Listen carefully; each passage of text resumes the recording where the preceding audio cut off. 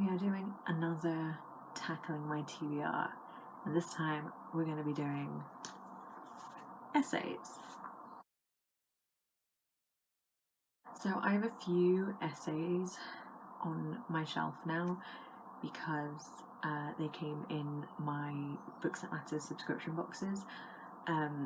Every other month or so they add in an essay. Some are written exclusively for the Books That Matter boxes, and some are already like existing essays that they then put in their box. So we have Water Families by Elif Shafak. This one was written exclusively for Books That Matter. We have Break the Glass by Rachel Edwards, and we have The Master's Tools Will Never Dismantle the Master's House by Audre Lorde. These are all very short. This is the longest one. This one literally looks like it's about 10 pages. So I thought I would get through them all in an afternoon and just get them off my TBR and onto my proper bookshelf. So yeah, very excited about reading all of these and getting more perspective from different feminist authors.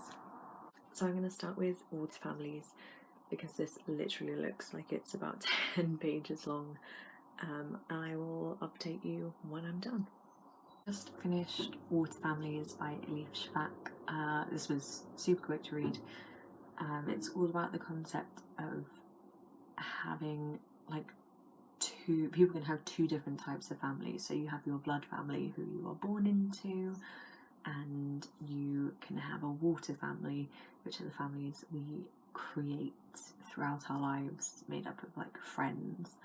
And so she talks about how people can have really loving blood families and they're lucky, but some people don't have loving blood families, and so that's where water families are really important for people who are marginalised, whatever their marginalisation might be. That means that they don't have that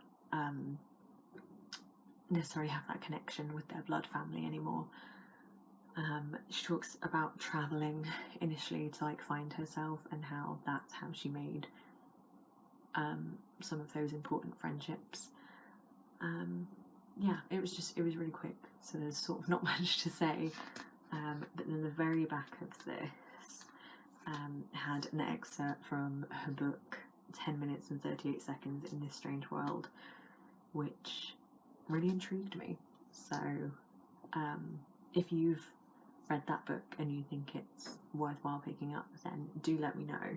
That book is not one I own, and it's not one I've ever really gone to pick up, but that little bit at the end did intrigue me, so perhaps I'll get to that. I have another one of her books that came in the box with this to read on my TBR, so I'll have to get to that sometime soon. So yeah, done with this one. On to the next one.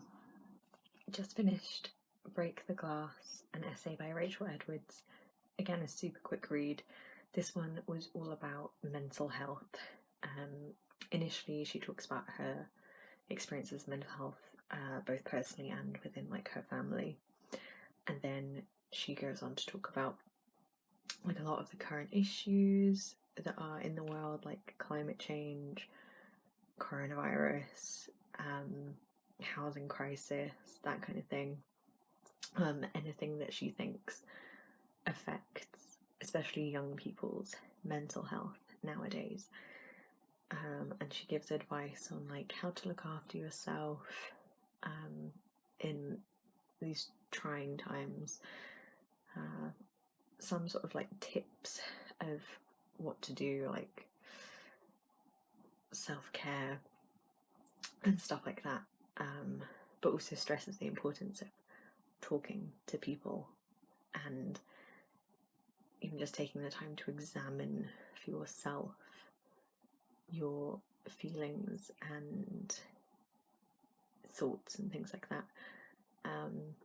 Yeah, it was a nice little read. and I believe that her writer's fee that she got for doing this was donated to Mind, which is a mental health charity, so I thought that was nice as well. Again, yeah, just a really quick one. Not much to say about it, but I did like what she said, so yeah. I don't know that I'm going to get through this one quite as quickly as the others, because this one I think is a lot more, I don't know what the word is. It's more, I think the writing is a bit more complex, I guess is the word. A bit more imaginative, and not that it's not like straightforward with what it's saying, but I think the writing is a bit more poetic, I guess, metaphorical. Yeah, so I just finished the first essay, which is about poetry is not a luxury, where she talks about how there are no new ideas about making change and like wanting freedom, but there are new ways for people to approach those sorts of things, and how women, particularly black women, need to like follow the ideas of their dreams, and how their dreams will lead to their freedom, that kind of thing. I think it's very well written, and I'm excited to read the rest. So I'm on the essay about uses of the erotic, and I'm finding it really interesting. So she's talking about how the erotic is like misnamed and misused by men, and it's been used to sexualize women and create this like fake version of women and trivialize their feelings and stuff, and that often erotic is confused with pornographic, and that they're not the same thing, and pornographic is about sensation rather than feeling, but erotic should be about the feeling rather than necessarily the presentation, which I think is very interesting. I'm really enjoying this one, so I'm going to get back to it. I also find it interesting that she's talking about the use of erotic, as the essay is called, not just in terms of like sexuality, like nothing to do with that, but in terms of like in general in our lives, passion and intensity and energy and knowledge and creativity, and how it can be something that can like flow throughout your life in like different aspects, and it's just about having that passion and energy and creativity in your life, and it can be in your love life, in your work, in like any aspect of your life, but it just like is an element that means that you're engaged and feeling stuff, which again I like that thought. I'm on to the essay The Master's Tools Will Never Dismantle the Master's House, which is what the collection is named after. And everything she's saying I completely agree with, but I also think it's ridiculous that like we're still having these conversations now, because she's talking about how we can't progress unless we're being inclusive and acknowledging the differences in women. We need to acknowledge that like there are women, she says, third world women, black women, lesbians, and in like overlap and intersections within those, and poor women, and just like every woman is different, groups of women are different, and how are we going to progress if we're not acknowledging those differences and including them? Which at all points I completely agree with. And she wrote this years ago, and we're still having those conversations and trying to have more intersectionality and having to fight for those things and have those issues within feminist spaces of not being inclusive of women of colour and lesbian women, bisexual women, trans women. We're still struggling with those things in like social situations and in the media. It just kind of makes me sad because like, what's changed? You know, it's been years, and what's changed? Yeah. Also, just to note that, like, leading on from that, she says we can't just acknowledge differences and tolerate differences, but we need to like use those differences and appreciate them, and that's where like real change and new ideas will come from, by appreciating the differences.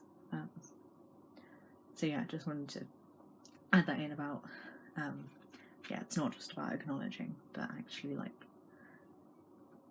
yeah, loving those differences and yeah, using them. I'm now on the essay Uses of Anger, Women Responding to Racism, and I'm finding it really interesting.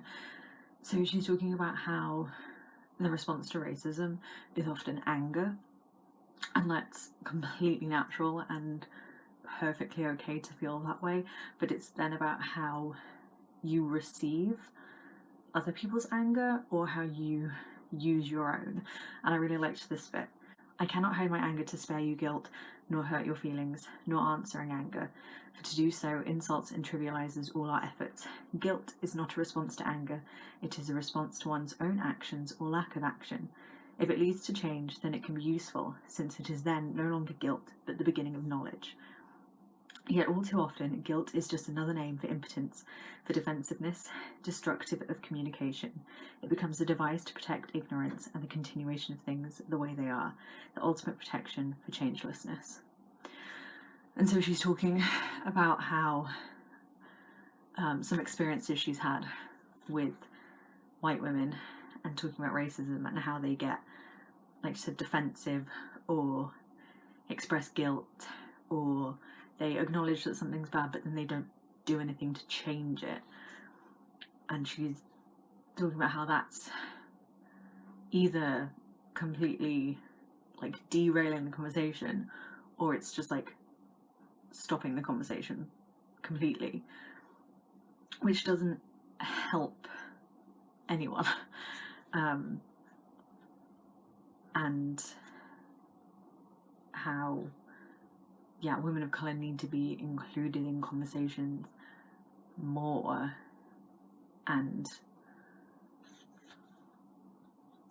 not just in terms of racism. They need to be included in all aspects of feminism, because otherwise what is the point? I'm on the final essay, Learning from the 1960s, and she's talking about individuality and how we can acknowledge individuality whilst still coming together for causes. And I liked this bit. You do not have to be me in order for us to fight alongside each other. I do not have to be you to recognise that our wars are the same. What we must do is commit ourselves to some future that can include each other, and to work towards that future with the particular strengths of our individual identities. And in order to do this, we must allow each other, our differences at the same time as we recognise our sameness. So in her final essay, she talks a lot about learning from the past and how we can take lessons from the past in a positive light whilst also acknowledging the mistakes that were made, and how in the 60s in particular towards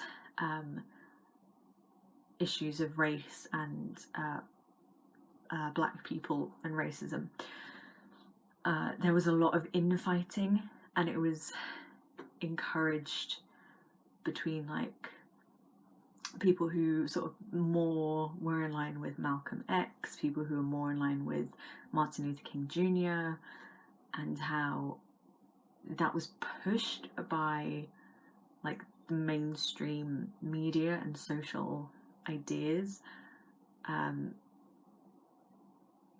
but that it's also important that the communities that are doing that infighting are aware of that narrative, and so don't let that happen. And I thought this quote sort of summed it up. She says, "Hopefully we can learn from the 1960s that we cannot afford to do our enemy's work by destroying each other." And although of course she's more referencing racism and black people as a black lesbian woman, I think that can also be applied to other communities, how there's a lot of infighting currently in the LGBT QIAP plus community, with people claiming that bisexual people aren't part of the community because they can be heteroparting, and so they're privileged in that way.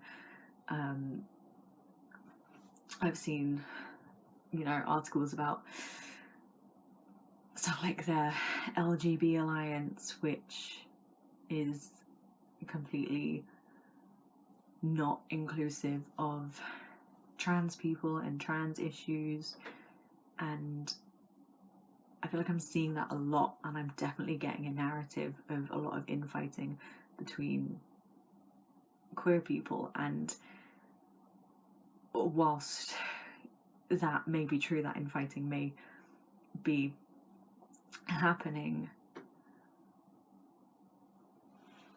from what she sort of expresses here, we can't let that infighting take over the narrative of like issues to do with those communities.